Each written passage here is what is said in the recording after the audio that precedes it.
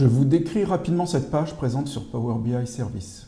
Elle concerne des ventes de produits vestimentaires effectuées par des vendeurs. Nous n'avons pas besoin d'en savoir plus, d'autant qu'elle n'est pas réaliste, puisqu'elle contient 3 fois le même visuel pour de pures raisons pédagogiques. Le concepteur d'un rapport Power BI, s'il n'adopte pas le comportement par défaut, a la possibilité de modifier les interactions entre visuels. Il en existe 3 sortes.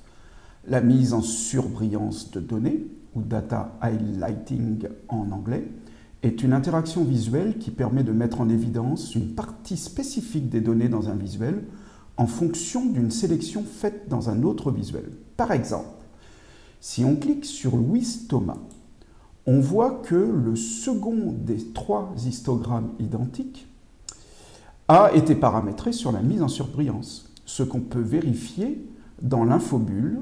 Sur les 27 732 t-shirts vendus, 2797 l'ont été par Louise Thomas.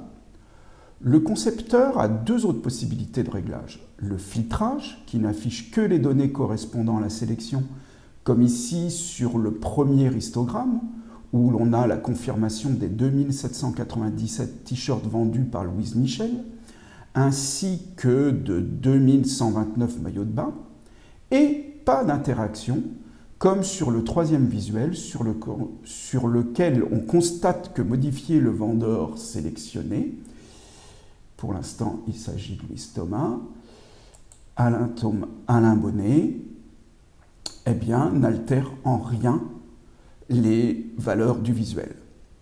Sans documentation claire et détaillée mise à disposition par le concepteur du rapport Power BI, le consommateur peut potentiellement se perdre dans des possibilités de réglage. Par exemple, comment savoir, si on ne nous le dit pas, si le 3e et le 1er visuel sont réglés sur filtrage ou pas d'interaction, puisqu'aucune icône à notre disposition en tant qu'utilisateur ne permet de le savoir.